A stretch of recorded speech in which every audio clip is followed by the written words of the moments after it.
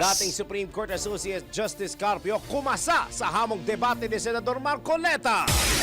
Ronda Pilipinas. Banggaan ang mangyayari doon. Eroplano sa Somalia, bumagsak sa dagat, mga pasahero, ligtas. Ronda Pilipinas. Ang mga NBA fans, malamang napanood nyo to, ang Pistons at Hornets na grambulan, 4 naman lalaro at coach na eject. Ronda Pilipinas. Mga fans naman ng Sex Bomb magbunyi, magkakaroon daw po kasi sila ng international concert. Ronda Pilipinas. Pagbebenta ng produkto na mas mataas sa suggested retail price o SRP, nako, bawal ito. Ronda Pilipinas. Ito, LPI natin, totoo nga ba na maaaring tumangos ang ilong sa pamamagitan lang ng nose exercises? Mamaya, let's prove it. Ronda Pilipinas. At si Senator Risa Hontiveros tatakbo daw po bilang presidente ng 2028 dahil daw sa pressure na nakuha sa publiko. Alamin natin mamaya kung yan ba ay fact or fake. Ronda Pilipinas. Ronda Pilipinas. Ronda Pilipinas. Ronda Pilipinas.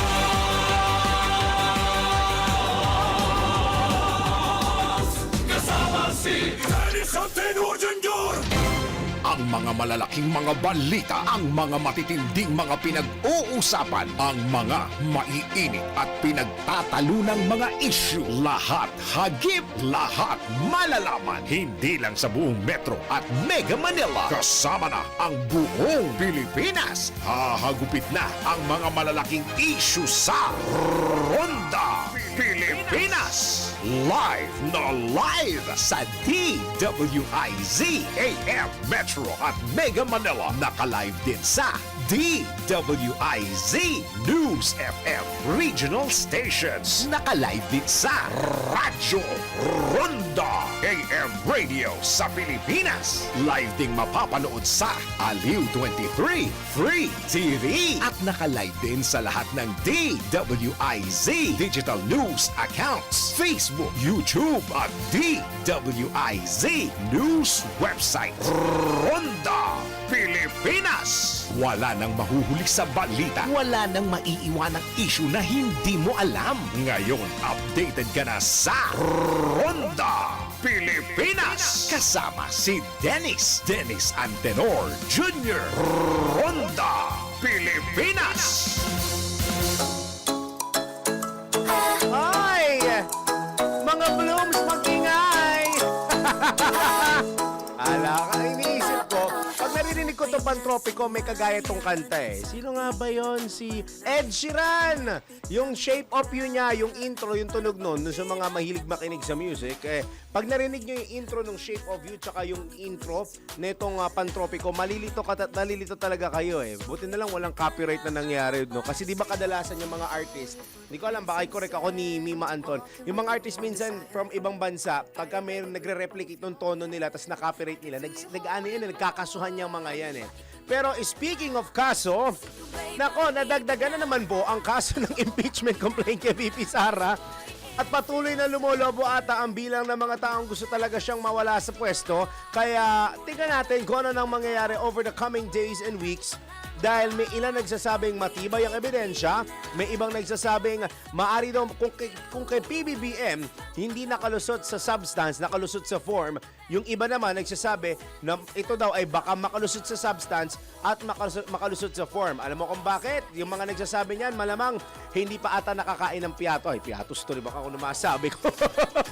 But anyway, hindi natin alam ang kahinatnan, bagamat at least kahit pa paano, yung iba siguro nakahinga na malalim, isa sa mga top officials natin ika nga hindi natuloy ang impeachment at nagpatuloy na o nagsimula ng ika nga 1-year bar rule para sa paghahain ng impeachment kay PBBM. Tingnan natin ang kahinat na nitong kay VP Sara, bagamat syempre marami na naman sa mga Duterte supporters ang talaga manggagalaiti sa galit na sasabihin wala nang ibang pinuntirya kundi ang vice presidente. Pero speaking of vice, parang wala pa ako nababalitaan kung nasaan niya si VP Sara. Parang hindi ko naririnig where the Vice President is. Ano bang pinagkakaabalahan niya ngayon? Ang nakikita ko recently, si COS niya ata sa defense team, si Attorney Michael Poa, na nag-ikot-ikot sa ibang mga stasyon ng radyo at telebisyon para magbigay ng kanyang takes at magpaliwanag dun sa mga kakaharapin na impeachment complaints o kinakaharap rather na impeachment complaints ng pangalawang Pangulo. Pero parang hindi pa ata baka mapaunlakan tayo at mapaliwanag ni Attorney Poa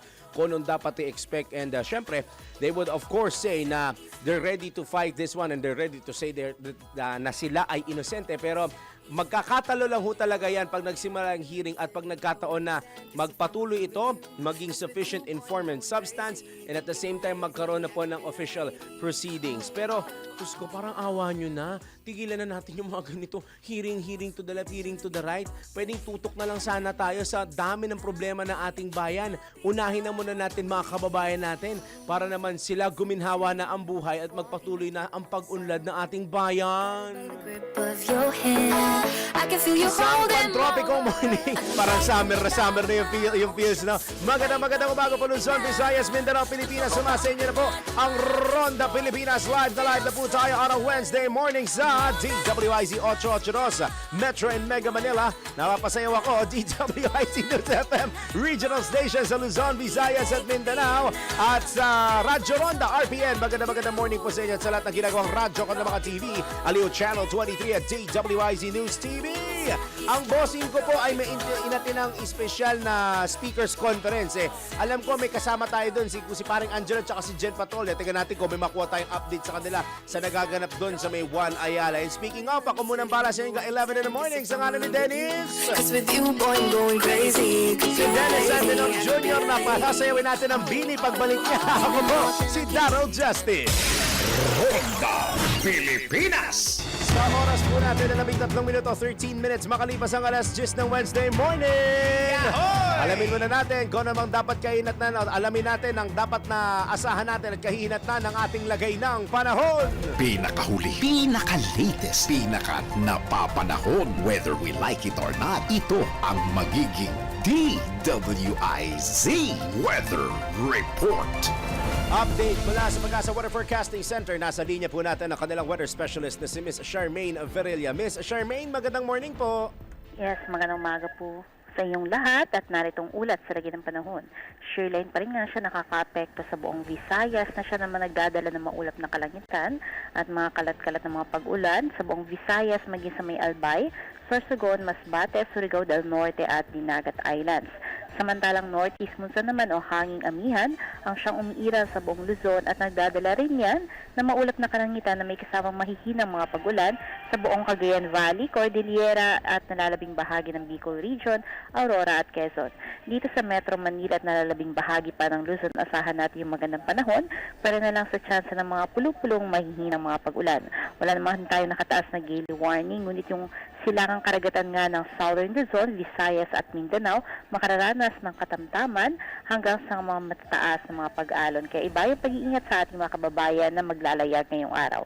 At yan ang ating latest mula dito sa Pag-asa Weather Forecasting Center. Charmaine Varilla, nag-uulat. Maraming salamat po kay Miss Charmaine Varilla ng Pag-asa. Pinakahuli, pinaka-latest, pinaka-napapanahon. Whether we like it or not, DWIZ Weather Report. Ronda Pilipinas. Sa detalye ng mga balita, duda ang isang political analyst kung uusad sa Kongreso ang impeachment complaint laban po kay Vice President Sara Duterte. Ipinaliwanag ni Dr. Froilan Calilong ng UST Department of Political Science na iba na ang komposisyon ng Kamara ngayon kumpara noong isang taon. Iba na rin anya ang leader ng mababang kapulungan kaya't hindi inaasahang magiging masidhi o kasing lakas ng suporta noong 19th Congress ang matatanggap na impeachment laban kay VP Sara ngayong taon. Medyo 50-50, no? Hindi kagaya nung 19th Congress na talagang very solid, no? Yung naging pag-backup dito ng ating mga congressmen. Well, for several reasons. Number one, iba yung composition ngayon ng ating Kongreso. Kita naman natin, nagkaroon ng pagbabago sa leadership. Yung kasing dating speaker really has all the intents to run for 2028 and he really would want to use the impeachment as a mechanism to derail, no, the Vice President from filing or, her candidacy for 2028. Pangalawa, nakikita natin natin yung mga incentives, no, to actually support and vote for the impeachment na meron last year na maaring hindi na present ngayon, ano, because of sinasabi nga nila a better scrutinized budget. Naniniwala si Kalidong na malaki rin ang nagiging epekto ng resulta ng eleksyon noong nakaraang taon sa magiging posisyon ng mga kasalukuyang kongresista hinggil sa reklamo laban po sa pangalawang Pangulo. Nakita ng mga congressmen natin yung firepower ni VP Sara nung nakarang eleksyon, yung mga sinuportahan niya, karamihan inanalo, at yung mga sinuportahan ng Pangulo, may mga nalaglag. No? So they might be thinking of their political capital and their political future as well, especially for 2028, when some of them may be re-electionists, definitely. No? And maaring unpopular move if they're going to impeach the VP because kumaga parang malalaman kung sino ba talaga yung mga pumirma laban sa ikalawang Pangulo. Samantala, kumbinsido naman si Dr. Kalilong na napaghandaan na ng mga taga-suporta ng administrasyon ang mga impeachment complaint laban kay PBBM kung kaya inaasahan ng mababasura ito. When we file impeachment complaints, no, we need to look at the veracity and the validity of the complaints first and foremost before the political color behind it. And I think ito yung hindi nakita, no, at hindi talaga binigyan ng pagkakataon. So, well, I think it's something that was carefully orchestrated also by the supporters of the president. Kaya nga itong ang pagbasura doon sa impeachment complaint laban sa kanya is something that we really expected. Yan po ang tinig ni political analyst Dr. Froilan Kalilong sa panayam ng DWIZ. DWIZ! Ronda Pilipinas! Tiniyak ni Blue Ribbon Committee Chairman at Senate President Pro Tempore Panfilo Ping Lacson kay Ombudsman Jesus Crispin Boyeng Remulla at sa publiko na nakabatay sa mga ebidensya sa kanilang mga isinagawang serye ng pagdinig ang mga rekomendasyon sa Partial Committee Report ukol po sa flood control anomalies. Tugon ito ni Senator Lacson sa pagtawag ni Ombudsman Remulla na politika basihan ng naging desisyon o politika ang naging basihan ng mga desisyon ng Senate Blue Ribbon Committee na baguhin ng ilang lengguwahe sa report para maging katanggap-tanggap sa lahat. Ayon po sa Senador, batid ni Ombudsman Boyeng bilang dating kongresista ang laro sa politika sa mababa at mataas na kapulungan ng Kongreso. Pero tiniyak ng Senador na ibinatay nila ang report sa testimonial na documentary evidence na kanilang nakalap sa panahon ng investigasyon. Wala rin anyang nabago sa nag-leak na draft partial committee report pagdating sa sustansya at intent o layunin nito. Ronda Pilipinas! Naitingin pa po ng Office of the Ombudsman ang maagap na aksyon laban sa katawilaan sa pamahalaan. Sa isang press briefing na ginawa sa Baguio City, sinabi ni Ombudsman Jesus Crispin Remulla na nais niyang kumilos agad ang kanyang tanggapan at hindi lamang umaksyon kapag may reklamo na. Mahalagaan niya ang isinagawang strategic planning session upang malaman ang mga kakayahan at kakulangan ng tanggapan at mas maging handa sa paghabol sa mga tiwaling opisyal. Dagdag pa po ni Ombudsman Remulla, dapat maramdaman ng mga tiwaling opisyal at pribadong individual na seryoso sila sa pagpapatupad ng batas dahil minsan ang takot sa parusa ang nakapipigil sa paggawa ng mali. Ronda Pilipinas! Nakakalungkot na mindset nyo, no? Yung fear natin dahil na lang sa parusa, hindi yung fear na baka mamaya ibang tao yung maapektuhan, no? Yung feeling na ay, paano ba itong mga sinasabing paglilingkuran ko sila, pinangakuan ko sila. Hindi na yun ang mindset talaga ng mga politiko ngayon eh. The mere fact, hindi lahat hindi ko nilalahat. Yung iba andun pa rin naman talaga sa towards good governance and public service ho talaga. Pero yung ilan sa kanila, ang sinasabing, ang malamang ang mindset nila, okay, nakuha ko ng bote lang, nakaupo na ako, bahala kayo sa buhay ninyo. Basta ako, matatakot na lang ako pagpaparusahan na ako. Sana tanggalin yung ganong mindset at mas mauna na ulit sa mindset ng mga lingkod bayan natin ang sambayan ng Pilipino. Tuloy ang mga balita! Ronda Pilipinas! Kinumpirma mismo ni Ombudsman Jesus Crispin Remulla na tatalima sa ang House of Representatives sa hirit itong magsumite ng Statements of Assets, Liabilities and Net Worth o SALN ang mga miyembro ng Kamara. Sa gitna pa rin ito ng patuloy na investigasyon sa sinasabing irregularidad sa flood control projects. Kasunod na rin ito ng pagpuna ni Ombudsman Remulla sa Office of the House Secretary General na tumanggi sa kahilingan nito na magpasa ng mga SALN dahil kinakailangan pa umanong aprubahan ng mga mambabata sa pamamagitan po ng isang plenary vote. Ayon kay Ombudsman Boyeng, tungkulin ng Office of the House Secretary General ang pagpapalabas at pagpapadala ng mga SALN at may ilang miyembro na rin ng liderato ng Kamara ang nagpabatid na susunod po sila sa kahilingan ng nasabing tanggapan.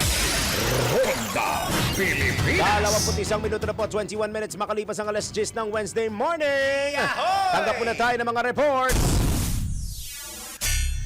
Mga state witness sa flood control scandal nakakaranas na ng pagkabalisa. Ha? Anyari sa kanila, Patrol 24, Kuyang Jun Samson. Tahasang inamin ng Department of Justice na nakakaranas ng anxiety o yung pagkabalisa ang apat na mga state witnesses sa investigasyon sa mga kasong may kaugnayan sa flood control scandal. Naniniwala si Justice Secretary Frederick Vida na ito ay posibleng dahil sa bigat ng kasong kinakaharap nila. Gayunman ay sinabi ni Vida na sa kasalukuyan ay wala pa siyang natatanggap na ulat kung may problema na rin sa kalusugan ng mga testigo. Ipinaliwanag naman ng kalihim na iba ang pagsusuri ng Sandigan Bayan dahil hindi ito batay sa opinyon ng publiko kundi ibinabasehan niya sa masusing pag-aaral ng mga maestrado sa batas.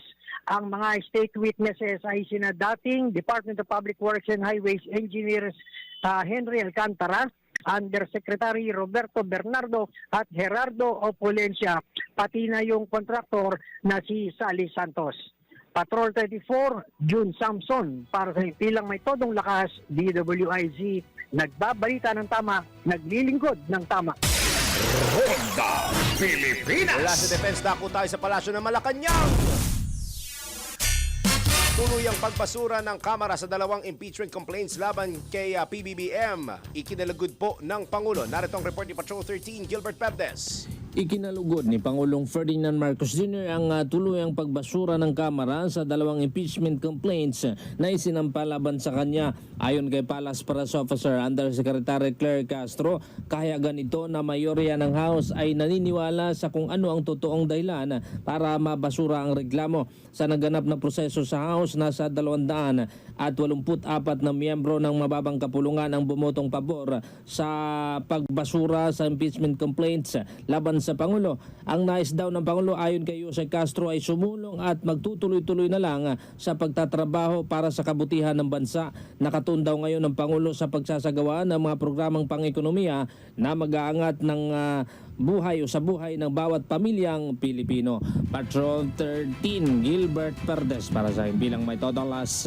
DWIZ. Nagbabalita ng tama, naglilingkod ng tama.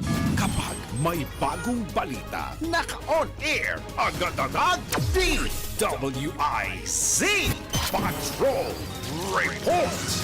Ngayon naman si Senator Risa Hontiveros tatakbo po bilang presidente sa 2028 dahil sa pressure mula daw po sa publiko. Alamin natin kung totoo ba yan o hindi sa fact or fake. Isang quote card ang kumakalat sa social media na nagsasabing tatakbo umano sa Senator Risa Hontiveros sa pagkapangulo sa 2028 dahil sa panawagan ng publiko at dikta na rin ng kanyang konsensya. Gaano nga ba ito katotoo? Narito ang fact or fake report. Alamin mo na kung tama o mali, kung totoo o hindi. Walang peke. DWIZ Fact or Fake. Ang naturang claim ay unang lumitaw sa isang Facebook post na nagpakita ng code card gamit ang larawan ni Senator Risa Hontiveros. Ayon dito, handa na raw siyang tumakbo sa pagkapangulo, bunsod ng public clamor. Sa caption pa ng post, pabirong sinabi ang, "Ganun ba? Okay, good luck sa 2028 pohon." Mabilis nag-viral ang post at umani ng libu-libong reactions at comments. Kaugnay nito, mismo si Senator Hontiveros ang naglinaw sa issue. Noong January 27, mariin niyang itinanggi ang code card sa kanyang opisyal na Facebook account. Hinikayat din niya ang publiko na i-report ang naturang post at ang account na nagpapakalat nito. Kaya ang balitang tatakbo sa pagkapangulo si Senator Risa Hontiveros sa 2028 ay isang fake. Nabatid na ang larawang ginamit sa code card ay kuha mula sa kapihan sa Senado press conference noong January 21, kung saan tinalakay ng senador ang issue ng harassment ng China sa West Philippine Sea at ang investigasyon ng Senate Blue Ribbon Committee sa umano'y katiwalian sa flood control projects. Bagamat inamin ng senador na bukas siya sa iba't ibang posibilidad para sa taong 2028, wala siyang opisyal o tuwirang pahayag na nagpapatunay na tatakbo siya bilang Pangulo. Para sa Facts or Fake, Ralph De La Cruz, nagbabalita ng tama, naglilingkod ng tama. Huwag magpapaloko, huwag magpapagancho, huwag magpapascam. Bawal! Bawal ang peke. DWIZ Fact or Fake.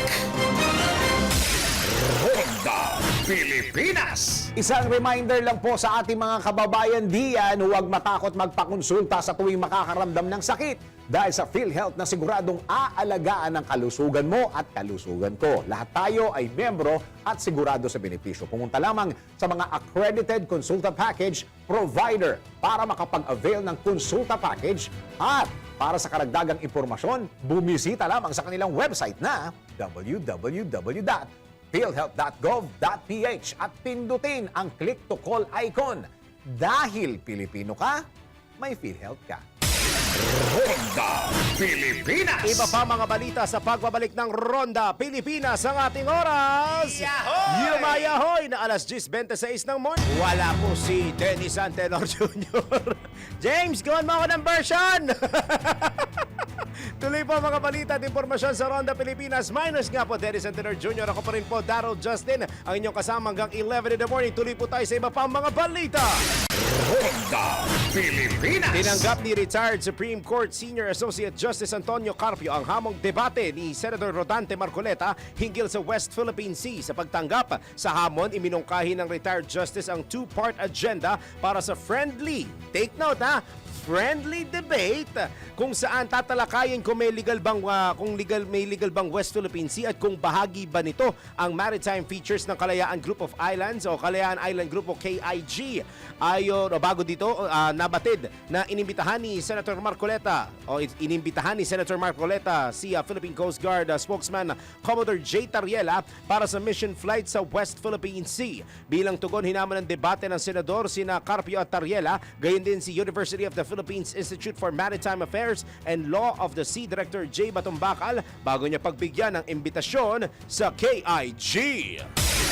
Ronda Pilipinas. Usaping bigas naman po, kinumpirma ng Philippine Statistics Authority ang pagtaas ng wholesale price ng bigas sa Metro Manila nitong Enero. Ayon po sa PSA, tumaas ng 3 pesos 79 centavos ang wholesale price ng regular milled rice o umabot sa 46.94 pesos, halos sa 47 pesos kada kilo kumpara sa 43 pesos and 15 centavos noong buwan ng Disyembre. Nadagdagan naman ng 2 pesos 67 centimos ang kada kilo ng well-milled rice, halos 2 pesos sa special rice at piso 70 sa premium rice. Ipinaliwanag ng Department of Agriculture na maituturing na lean season ang Enero at Pebrero o kakaunti ang aning palay kaya't mataas ang presyo ng wholesale price ng bigas. Gayunman nilinaw ng DA na bababa muli ang presyo pagsapit ng panahon ng anihan o simula sa buwan ng Marso.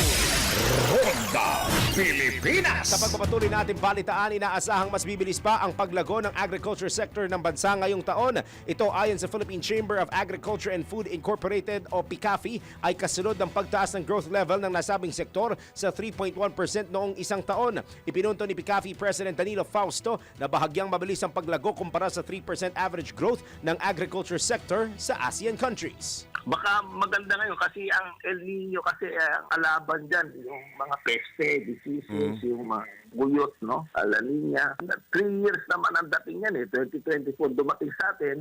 So nakikita ko 2026, 25, 26 up to 27 baka makabawi tayo. Tingin ko 2026 may mga moderate increase pa rin tayo. Ngayon nasa 3.1% napakataas, ano? Ang average kasi ng Asia, ng ASEAN sa 3% ang average growth ng kanilang agriculture sector. Medyo nakalaban lang doon. Yan po ang tinig ni PICAFI President Danilo Fausto sa panayam ng DWIZ.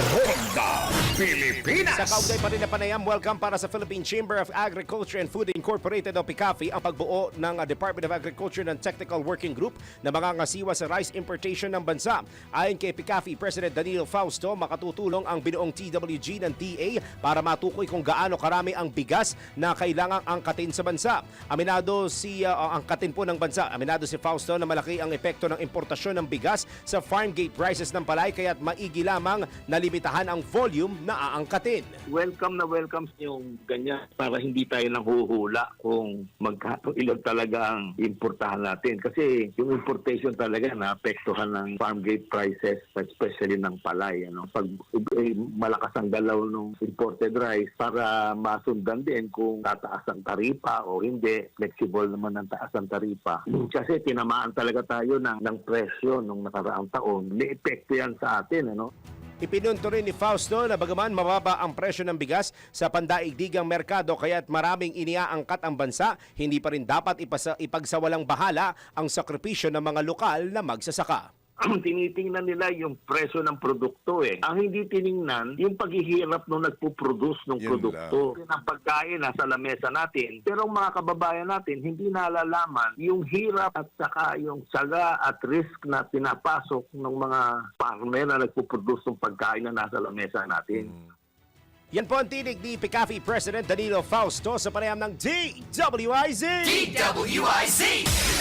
Ronda Pilipinas. 35 minutos na po makalipas ang alas 10 ng umaga. Paring Winner, sunod-sunod tayo sa mga reports. Pag-audit sa security guards na dawit sa viral video na suntukan sa Intramuros, ipinag-utos na po ng PNP ang report mula ka Patrol 17, Jopel Peleño. Iniutos ni PNP Chief Police General Jose Melancio Nartates Jr. ang masusing investigasyon at pag-audit kaugnay sa kumalat na video na nagpapakita ng gulo o pagsusuntukan sa pagitan ng mga pribadong security guard at isang minor de edad sa Intramuros, Maynila. Bunsod nito, inatasan ni Police General Nartates ang Supervisory Office for Security and Investigation Agencies o SOSA na manguna sa hiwalay na pag-audit sa sangkot na security agency para beripikahin ang bisa ng license to operate ng ahensya at ang mga lisensya ng mga personnel na dawit naman sa insidente. Layo nito na tiyakin na sumusunod ang lahat ng law enforcement at security forces sa pinakamataas na pamantayan ng kaligtasan ng publiko at profesional na pag-uugali sa lahat ng oras. Kaugnay nito, naharap sa kasong paglabag sa Republic Act 7610 ang dalawang security guard dahil sa pisikal na pang-aabuso sa isang minor de edad. Ipinag-utos din ni Police General Nartates ang pakikipag-ugnayan sa pamahalaang lokal ng Maynila at sa Intramuros Administration para sa palitan ng impormasyon at nararapat na aksyon na ipatutupad. Ito si Patrol 17 Jopel Peleño para sa impilang may todong lakas, DWIZ. Nagbabalita ng tama, naglilingkod ng tama. Ronda Pilipinas. Balik ko tayo ng Senado. Farm election, tiyak na matutuloy na po ngayong taon. Wala na sanang atrasan to para matuloy na. Ang detalye sa report ni Patrol 19, Sally Ortega Bueno. Matutuloy na ang eleksyon sa Bangsamoro Autonomous Region in Muslim Mindanao o BARM ngayong taon. Ito ang tiniyak ni Senate Majority Leader Juan Miguel Zubiri sa kanyang sponsorship speech para sa SB o Senate Bill number 1587 para sa resetting ng first regular Bangsamoro election. Sa halip na sa March 31, gagawin ang BARM election sa ikalawang Lunes ng Setyembre. Gate ni Zubiri, ito na ang pang-apat na pagpapaliban sa BARM election at sana ay panghuli na. 7 taon na naging batas ang Bangsamoro Organic Law, ngunit hindi pa nakaranas sa mga taga-BARM na mamili o maghalal ng kanilang mga leader. Lahat ng mga namumuno sa kanila ay pawang appointed sa posisyon. Para kay Zubiri, kung hindi magkaroon ng halal sa BARM ay baka masayang ang nararanasan na pag-unlad sa naturang rehiyon. Narito ang bahagi ng pahayag ni Zubiri. With this measure, Senate Bill number 1587 will finally set the date of the election on the second Monday of September 2026, and we will ensure that this pushes through without further delay. It is already the 4th postponement, Mr. President, and it has to be the final one. We cannot delay our people's right to vote any longer. To do so would be to undo our hard-earned gains of peace and progress in the Bangsamoro Autonomous Region in Muslim Mindanao. Samantala, kinontra ni Zubiri ang panawagan ng ilang sektor na isabay na lang ang BARM election sa 2028. Masyado na niya ito matagal at hindi na makapaghintay pa ang ating mga kababayan sa naturang rehiyon. Isasalang ngayong araw sa interpellation na nabanggit na panukala at inaasahang maaprubahan sa second reading sa susunod na linggo. Narito pa ang bahagi ng pahayag ni Zubiri.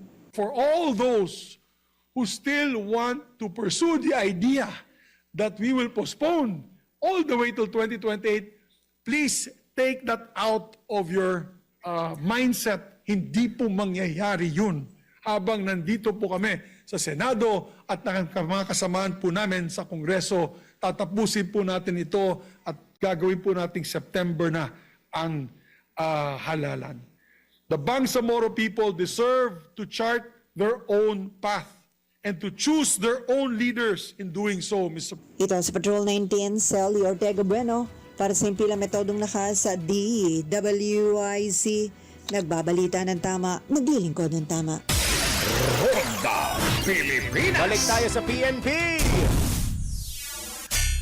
Halos 48 million pesos na halaga ng puslit na sigarilyo nasabat po ng PNP CIDG sa Tarlac. Nagbabalik si Patrol 17, Jopel Peleño. Nasabat ng PNP CIDG ang aabot sa 47.5 o halos 48 million pesos na halaga ng mga iligal na sigarilyo sa sitio Pag-asa, Sinipit, Barangay Tibag, Tarlac City. Sinabi ni PNP Chief Police General Jose Melancio Nartates Jr. na titiyakin niyang hindi magtatagumpay sa ilalim ng kanyang pamumuno ang anumang uri ng smuggling sa bansa. Base sa ulat, 2 araw na nagsagawa ng operasyon ang mga operatiba para maaresto ang tinuturong supplier ng mga smuggled cigarettes, subalit nabigo sila. Gayunman, kanilang iniwan ang isang wing van malapit sa lugar ng tagpuan at ng kanilang balikan dito na tumambad ang kahon-kahong mga puslit na sigarilyo na tinatayang may halagang 48 million pesos.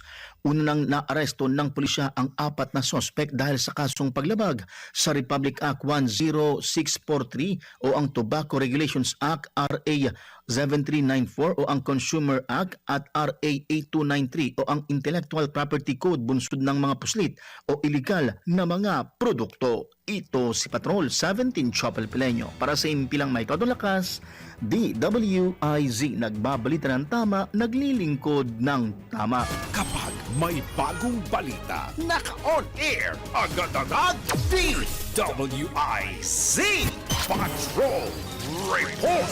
Ngayon naman po mga ulat mula sa ating Metro Patrol. DPWH at Valenzuela LGU agarang tinutukan ang reklamo sa lungsod. Narito ang detalye sa ating award-winning reporter, Kuyang Danny Cruz. Congrats, Kuyang Danny! Oo, salamat. Kasama tayong lahat doon sa award na ibinigay ng Valenzuela Police. Yun. Anyway, ito, pinangunahan ng pamahalaan lungsod ang isang coordination meeting kasama ang Department of Public Works and Highway o DPWH upang talakayin ang kasalukuyang estado ng mga proyekto sa Valenzuela City. Tinutukan sa pulong na ito ang mga agarang concern ng lungsod, partikular ang kondisyon ng mga kalsada, drainage system at mga daluyan ng tubig. Ayon kay Mayor Wes Gatchalian, kabilang sa mga binigyan diin ang mga priority issue sa Marulas Creek, sa Elisan Creek na nangangailangan ng agarang aksyon ng DPWH. Nagpasalamat naman ang pamahalaan ng lungsod kay DPWH Secretary Vince Dizon at sa DPWH Metro Manila 3rd District. Ito'y sa maayos na koordinasyon at sa pagbibigay ng malinaw na update hinggil sa mga proyekto. Ayon sa pamahalaan ng lungsod, mahalaga ang tuloy-tuloy na ugnayan upang matiyak na ang mga napag-usapan ay agad na maisa sa katuparan at hindi mananatiling plano lamang. Inaasahan ng lokal na pamahalaan na mapapabilis ang implementasyon ng mga proyekto sa pamamagitan ng mas pinaigting na pagtutulungan ng LGU at DPWH para sa kapakanan at kaligtasan ng mga pamilyang Valenzuelano. Yan ang balita. Ako, si Danny Cruz, para sa impilang may todong lakas, DWIC. Nagbabalita ng tama, naglilingkod ng tama. Ronda Pilipinas. Mula Kamanaba, punta tayo ng Bulacan. 8 suspect arestado sa anti-illegal drug operation ng Bulacan Provincial Police. Narito ang report mula kay Kuyang Louie Angeles. Yes, sa pinagting na laban kontra illegal na droga, matagumpay na nagsagawa ng magkakahiwalay na bypass operation ang Bulacan Police Provincial Office nitong nakaraang February 8 at 9 na nagresulta na pinaka-aresto sa 8 sangkot sa droga at pagkakasamsam ng 18 sachet na hinihilalang shabu na nagkakahalaga na higit 82,980 at na bypass money. At ayon kay Police Colonel Leopoldo Estoque, Pepe ng Kalumpit Municipal Police Station, 2 sa drug suspect ang naaresto sa isang bypass operation at laban sa illegal na droga sa Barangay Ibulot, Bukay, Bulacan nitong nakaraang February 9. Dakong alas 1:40 ng Mayo ang aking pista mula sa mga suspect ang bigit na kumbulang 3 gramo ng hinihilalang sabu may pinatay ang halaga na 20,400 at bypass money. Samantala, sa ulat naman ng hepe ng San Miguel Malolos at Paumbong, station ay 16 na individual ang naaresto sa magkakahiwalay din na operasyon ng illegal na droga at pagkakumpiska na 50 kasi na hinihan na ng sabu at may pinatay ang kabuuang halagang 62,560. Ang lahat ng mga na-arrest ng suspect ay nasa kustodiyan na rin ng mga nakakarap ng kaso sa paglabag sa Republic Act 9165 o Comprehensive Dangerous Drug Act of 2002. Dahil sa Bulacan, ito patuloy ulit para sa Philippine Dalakas, DWIC, Babalitan Tama, naglilingkod ng tama. Ronda Pilipinas. May humahabol mula Malacanang. Pagtatayo ng school buildings, pangangasiwaan na ng mga lokal na pamahalaan matapos lagdaan ang MOA. Ukol dito ayon po yan kay PBBM. Nagbabalik si Patrol 13, Gilbert Perdes. Ipaubaya na ngayon sa mga lokal na pamahalaan ang pagtatayo ng mga public school buildings sa kanilang mga areas of jurisdiction. Ito ang pinahayag ni Pangulong Ferdinand Marcos Jr. matapos sa lagdaan ng Memorandum of Agreement o MOA para sa Nationwide Classroom Building Program. Ayon sa Pangulo, ang DepEd ang magtatakda ng mga technical standards, supply design, habang kanila din manggagaling ang funding ng mga itatayong paralan. Ang mga lokal na pamahalaan naman sa kabilang banda ang may responsibilidad sa procurement at aktual na konstruksyon. Ang magiging siste ayon sa Pangulo, irerekta na sa mga lokal na pamahalaan ng pondo ng DepEd para sa pagpapatayo ng mga classrooms sa halip na idaan sa national government. Patrol 13, Gilbert Perdes para sa Impilang May Todong Las, DWIZ. Nagbabalita ng tama, naglilingkod ng tama. Ronda Pilipinas. Isa pa pong report. Patay po isang lalaki matapos na masaksak o manaksak ng responding police dyan po sa may Santa Ana sa Maynila kagabi. Ang detalye sa report ni Patrol 5, Aya Yupangco. Patay ang isang lalaki matapos umanong umatake at manaksak ng responding police sa isang insidente ng domestic problem sa Punta Santa Ana, Maynila kagabi. Kinilala ng Manila Police District ang nasawing suspect na si Christopher Glenn Miralles, 41 years old, isang angkas driver at residente ng Jaime Cardinal Sin Village sa barangay 898. Sugatan naman ng responding police na si Patrolman Reggie Pelias na isinugod sa Philippine General Hospital o PGH. Ayon sa Manila Police District, Santa Ana Police Station, bandang alas 9:30 kagabi ay rumesponde sina Patrolman Pelias at Police Corporal Jonex Castillo sa isang 911 call kaugnay ng umano'y alitan ng mag-asawa. Dinala ang mag-asawa sa barangay kung saan humiling ang biktima na si Annabel Miralles, 40 years old, ng Barangay Protection Order na ilalabas sana kinabukasan. Matapos yung pag-uusap, inihatid ng pulis ang biktima pauwi dahil sa pangamba nito sa asawa. Ngunit pagdating umano ng biktima sa ikatlong palapag ng kanilang gusali, bigla siyang sinundan at inatake ng suspect. Habang pabalik naman sa kanyang himpilan, nalaman ng pulis na bumalik din ang suspect sa lugar. Nang magtungo siya sa gusali ng biktima, inatake umano siya ng suspect gamit ang martilyo at sinaksak sa kaliwang bahagi ng katawan. Upang may pagtanggol ang kanyang sarili, napilitan naman siyang gamitin yung kanyang service firearm na ikinasawi ng suspect. Dinala pa sa ospital yung suspect ng pulis, ngunit idideklara itong dead on arrival ng attending physician. Patuloy na ginagamot ang sugatang pulis habang iniimbestigahan ng Manila Police District Homicide Section ang insidente. Ito is Patrol number 5. Ayaw pa ako para siyang Pelmaito ng Lakas, DWIC. Nababalita na tama, naglilingkod ng tama.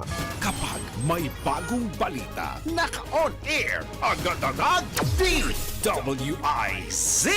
Patrol Reports. Iba pang mga nagbabagang balita sa pagbabalik ng Ronda Pilipinas ang ating oras. 11 minuto bago ang 11 ng morning. Isang Starsky Aviation Fokker 50 plane sa karagatan ng Somalia kahapon. Base sa inisyal na investigasyon ng Civil Aviation Authority ng Somalia, nagkaroon ng technical problem ang nasabing eroplano matapos ang pag-take off nito sa Mogadishu International Airport. Bagamat humiling na ang piloto nito na bumalik dahil sa naging problema, nabiguan nila na makahinto sa runway at nag-overshoot bago tuluyang bumagsak sa pampang. Nakaligtas naman ang 55 sakay nitong mga pasahero at crew habang patuloy na iniimbestigahan ang dahilan ng nasabing insidente. Ronda Pilipinas. Sa ating sports news, Pistons at Hornets nagrambulan ako. May rambulan na naman sa NBA. 4 na manlalaro at coach na eject. Narito sports news ni Kim Gomez. Sa mundo ng palakasan, ang latest malalaman sa DWIZ Sports News. Umiscore si Kid Cunningham ng 33 points para tulungan ng Detroit Pistons na tapusin ang 9 na sunod na panalo ng Charlotte Hornets sa score na 110-104 sa isang larong nauwi sa rambulan. Sumiklab ang kaguluhan sa ikatlong quarter matapos ma-foul ni Musa Diabate ng Hornets si Jalen Duren ng Pistons na nauwi sa tulakan na agad nagdulot ng rambulan sa loob ng court. Dahil dito, 4 na manlalaro ang na-eject.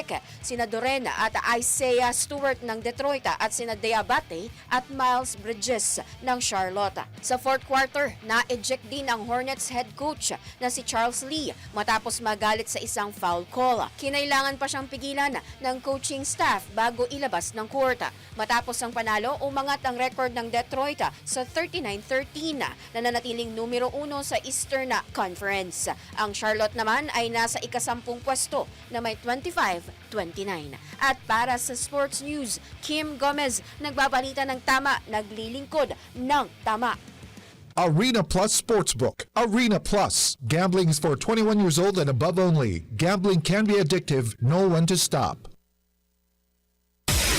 Ronda Pilipinas. Ito na ang latest, bagong-bago, fresh na fresh, DWIZ Showbiz News.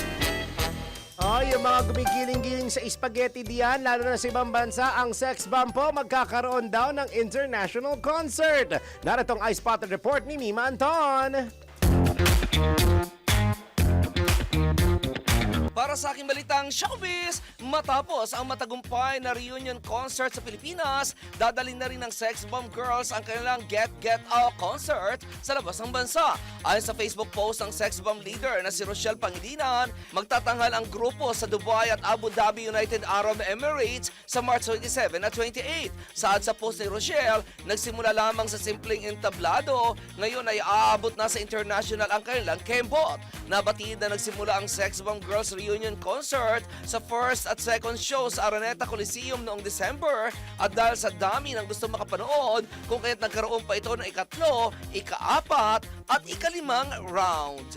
At iyan aking balitang showbiz para sa Pinometodong Lakas, DWIZ. Ako si Anton, nagbabalita ng tama, naglilingkod ng tama. Ang balitang ito ay inihatid sa inyo ng Bingo Plus. Bingo Plus, bingo sa saya, plus sa panalo. Gaming is for 21 years old and above only. Keep it fun, game responsibly. Ronda Pilipinas. Di pala dapat ni Sex Bomb Anton. Doon siya bagay, Sex Bomb Anton. Pagbebenta po ng produkto na mas mataas sa suggested retail price o SRP, cannot be po yan. Alamin ang inyong karapatan at ang parusa ng mga mananamantala sa inyo dito sa NBI. Nako, bawal ito! Alamin kung bawal o hindi. Dahil kung di mo alam to, kaso ang kakaharapin mo sa NBI. Nako, bawal ito!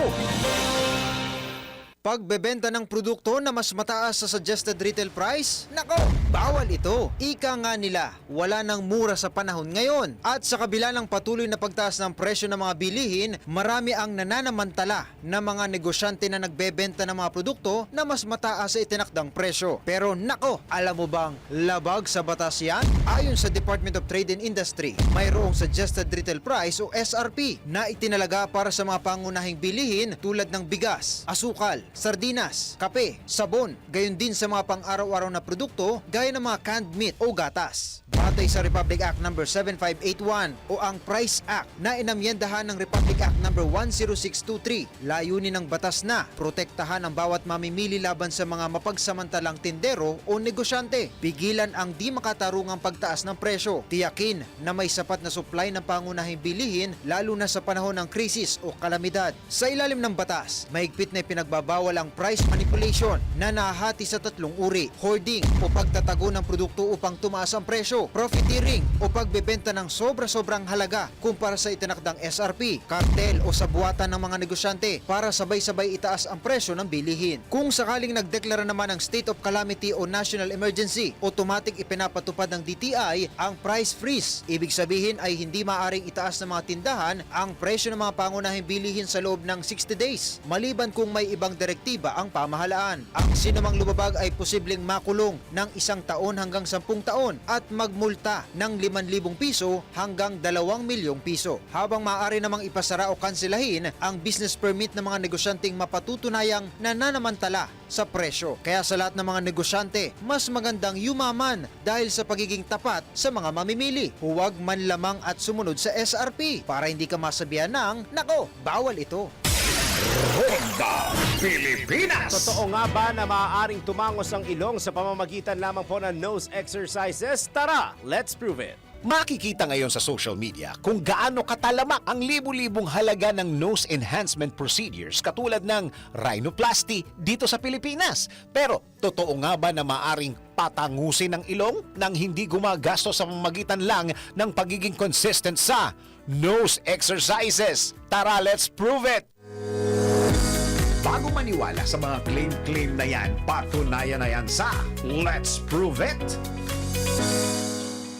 Ayon sa healthline.com, wala pang nakakapagpatunay na nagagawang makapagpatangos ng ilong ang simpleng pagpapraktis lang ng nose yoga. Nakadepende ang magiging hugis ng ilong ng isang tao sa mismong hugis ng kanilang buto at ng cartilage na siya namang sumusuporta sa tip ng ilong. Habang maliliit na muscles naman ang tinatamaan ng nose exercises at walang kinalaman ng mga ito sa shape ng ilong ng isang tao. Kung ayaw mong sumailalim sa surgery, pwede mong pag-aralan kung paano mag-contour ng ilong gamit ang makeup. O di naman kaya ay baguhin ang shape ng ilong sa pamamagitan ng pagpapa-inject ng dermal filler.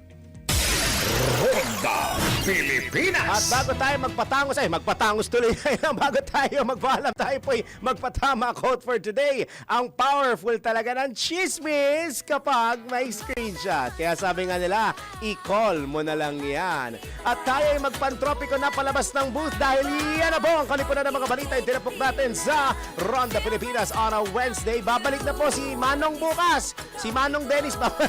Yari ako, Manong Dennis. Ang tawayanan po sa susunod na programang Yes, Yes, Yo Topacio kasama si Attorney Freddy Topacio at si Bini Juby de Guzman. Bini Jub, ikaw naman Bini Juby de Guzman kasi. Maraming salamat Pilipinas. Kita-kita po tayo mamaya sa Newscoop alas 4 po ng hapon. Sa ngalan po ulit ni Bini Dennis. Bini Dennis Antenar Jr. Ako, Junior, nabubulol na. Ako po, hindi po si Bini, pero Bloom daw ako. Daryl Justin, nagbabalita ng tama, naglilingkod ng tama. Walking with you on the sun.